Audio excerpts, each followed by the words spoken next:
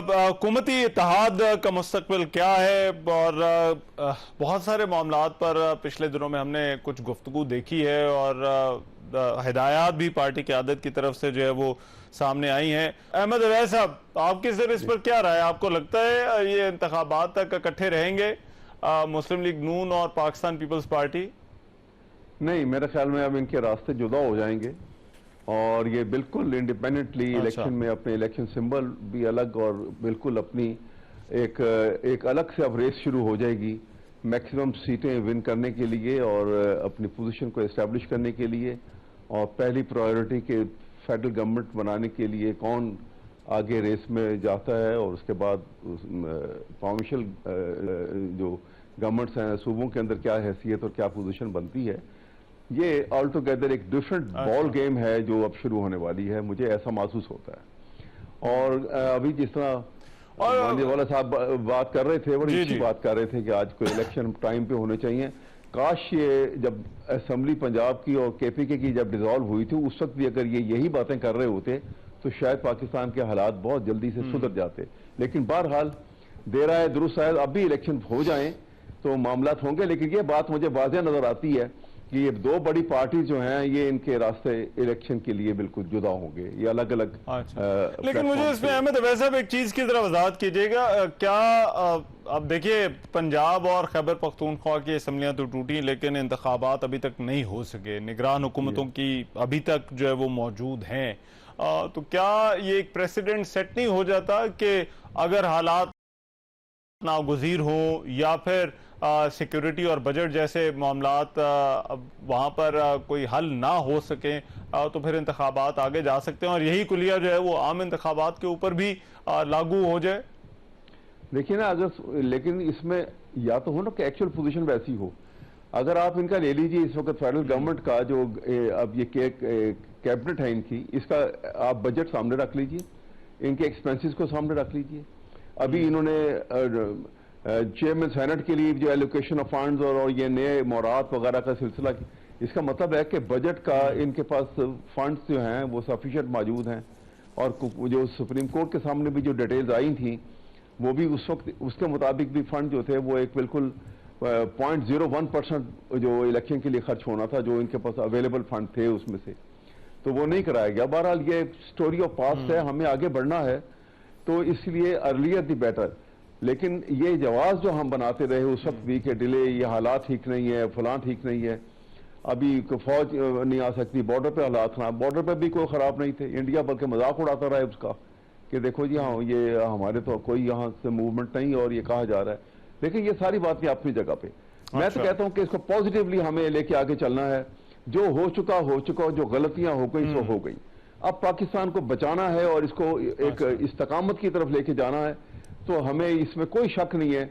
और ये मेरे ख्याल में सबकी ये एक राय भी यही है कि इलेक्शन जो हैं अब बगैर तातुल के ये इलेक्शन फौरन हो जाने चाहिए।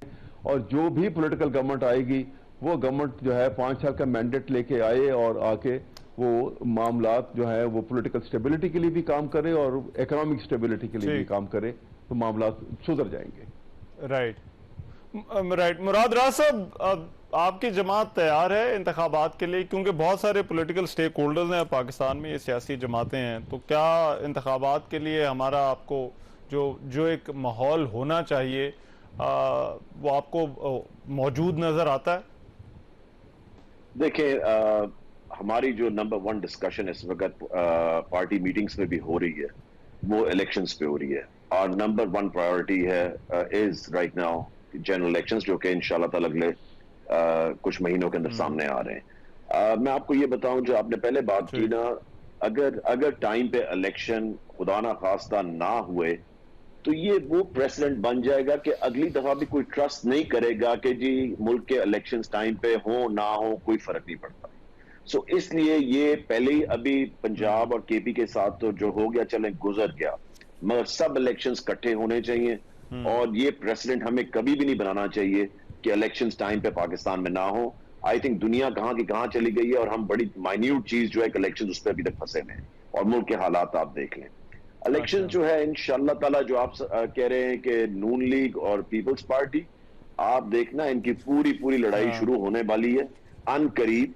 और ये अच्छा। उन्हीं डायलॉग्स में वापस चले जाएंगे जहां आपको हमेशा वो इलेक्शनों से पहले नजर आते हैं।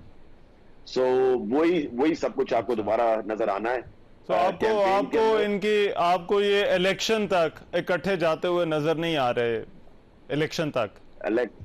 एब्सोल्युटली, बिल्कुल भी इस तरह कुछ भी नहीं होगा। आई टेल यू व्हाई, क्योंकि अभी देख अच्छा। लेना आप, थोड़ी थोड़ी हाँ बातें हल्की हल्की शुरू हो रही हैं। ये जिस दिन हुकूमत खत्म होनी है जी। उस दिन से आप देखना कि इलेक्शन कैंपेन तक दोनों तरफ से पूरी पूरी आग फिर लगी होगी। अच्छा, और आपकी अपनी जमात तैयार है इलेक्शन के लिए? तो आप समझते हैं कि अभी आप, क्योंकि अभी तो आपकी जमात बनी है, तो वो जमात जो है वो इलेक्शन में जाने के लिए या हिस्सा लेने के लिए तैयार है? मैं उस पर आपको अभी ये तो क्योंकि आप लोगों का तो अभी बताऊं, तक इंतखाबी मंशूर भी जो है वो नहीं बना।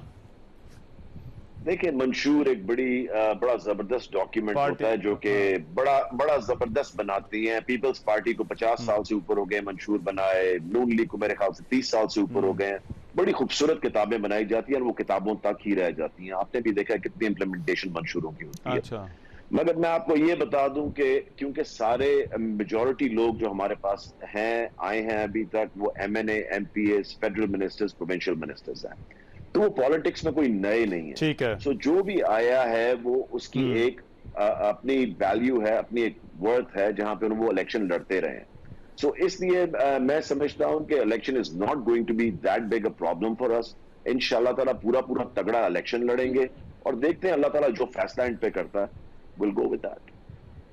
लेकिन देखिए उसमें मुराद राजा साहब, इससे पहले तो जाहिर बात है पार्टी का अपना वोट बैंक होता है, जहां पर अफराद का वोट बैंक होता है। मैं आपकी बात से एग्री करता हूं, लेकिन आपको लगता है कि जो आपके जो पार्टी के लोग हैं उनके पास इतना वोट बैंक है कि वो पार्टी के वोट बैंक माइनस करने के बाद भी जो है वो इंतखाबात में परफॉर्मेंस दिखा सकेंगे? तहरीक इंसाफ का जो वोट बैंक जरूर है।